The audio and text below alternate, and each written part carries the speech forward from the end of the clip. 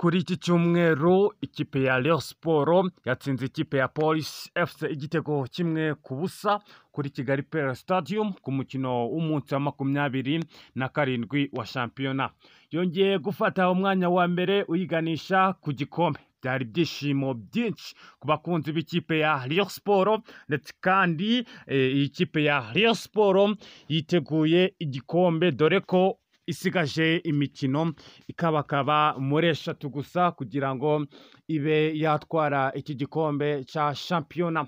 Nyuma yo gutakaza igikombe cy'amahoro, iyi kipe ya Rayon Sports yahise ikora impinduka zigiye zitandukanye mu mikino, ndetse anariyo mpamvu ubu ngubu ikomeje kugera ku ntsinzi kuko yiyemeje gutwara iki gikombe cya shampiyona.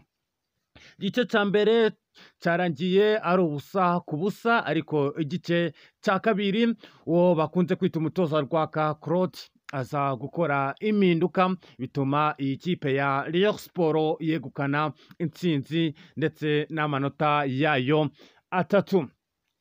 Ni Kigali One ikomeje kukugezaho amakuru yizewe kandi azira ibihuha. Wibuka kudushyigikira ukanda subscribe, ndetse kandi ukibuka no gukanda kunzogera kugira ngo utaja ucikanwa n'amakuru ya Rayon Sports tugenda tukugezaho umunsi ku munsi. Kuri iki cyumweru tariki ya 11 habayeho umukino wahujije ikipe ya Rayon Sports n'ikipe ya Police FC kuri Kigali Pele Stadium ku mukino wa 27 wa shampiyona. Wari umukino wari utegerejwe na benshi ku ikipe ya Rayon Sports. Ikipe ya Police yatangiye umukino isatira cyane ugereranyije n'ikipe ya Rayon Sports, aho yanyuzaga imipira myinshi ku ruhande rw'ibumoso rwakinagaho Ishimwe Christian Umunyanigeriya, Chukwuami Odili. Icyakora ubwugarizi bwa Rayon Sports bukomeza kugariza neza bituma ikipe ya Police itabasha kuba yabona igitego. Ibi ariko byabaye iby'akanya gatoya kuko ikipe ya Rayon Sports yari ifite Ndikuriyo Pasiya mu biti byiza, Serumogo Ali, Bugingo Hakim, Nshimiyimana Emmanuel ndetse na Yuso Diagne ku murongo wabugarira. Niyonzima Olivier Sefu, Ndayishimiye Richard ndetse na kapiteni Muhire Keve, Aziz Basane, Rukundo Abdurahim ndetse na Bilamahile Obedi ku murongo w'abasatira. Yahise iyobora mu byerekeye guhererekanya umupira kuva ku munota wa 8 w'umukino, nubwo nta gitego byatanze kuri ubu ngubu. Aho iyi kipe ya Rayon Sports uyu mukino wakomeje gukinirwa ku muvuduko wo hejuru. Umusifuzi Nsabimana Celestin asifura amakosa menshi bituma Ishimwe Christian wa Police n'umunyakameroni Aziz Basane Kuragin wa Rayon Sports berekwa amakarita y'umuhondo. Mu gihe ikipe ya Police FC kugera ku munota wa 22 yari imaze kubona koroneri 3 ariko itaba byaje umusaruro. Umutoza Mashami Viseni wari wabanje Niyongira Pasiye Mwisa, Asharafu Mandaya, Nishimwe Christian, David Chimenzi ndetse na Ndizeyimana Samuel mu bwugarizi. Ubutatu bwa Henry Musangi, Ngabonziza Pacifique ndetse na Nsengiyumva Simeon mu kibuga hagati, ndetse na Odiri Mugisha Didier na Anil Elijahi yakomeje kuzibira Rayon Sports, maze igice cya mbere kirangira bikiri ubusa ku busa ku ruhande rw'ikipe ya Police ndetse no ku ruhande rw'ikipe ya Rayon Sports. Umutoza Rwaka Claude yatangiranye impinduka mu gice cya kabiri.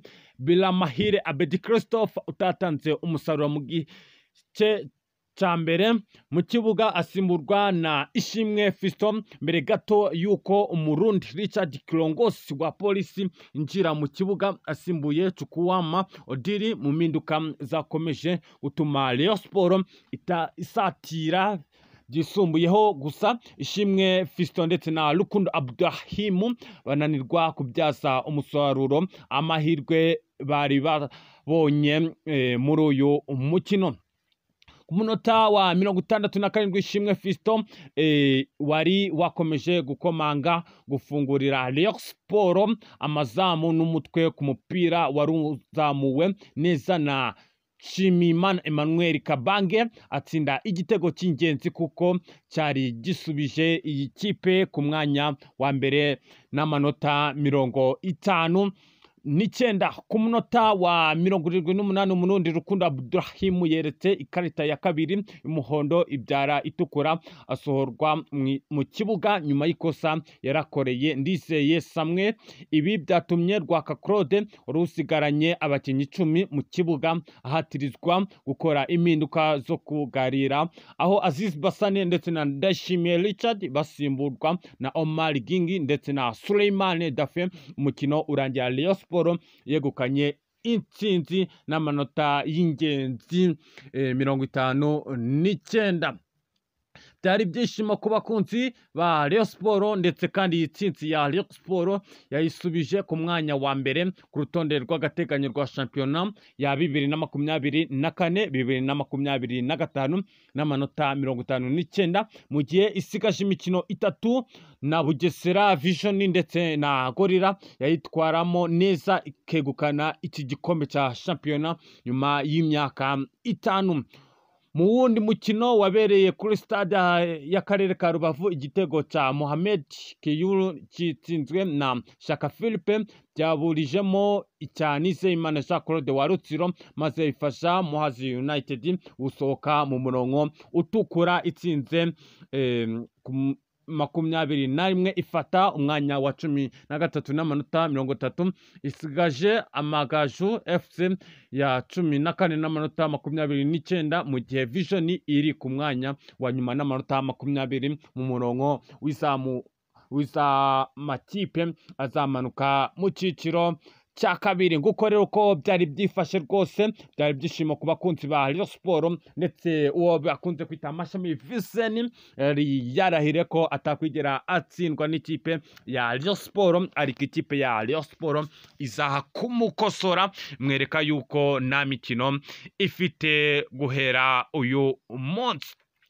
Ni Kigali One ikomeje kukugezaho amakuru yizewe kandi azira ibihuha. Wibuka kudushyigikira ukanda subscribe ndetse kandi ukibuka no gukanda ku nzogera kugira ngo utaja ucikanwa n'amakuru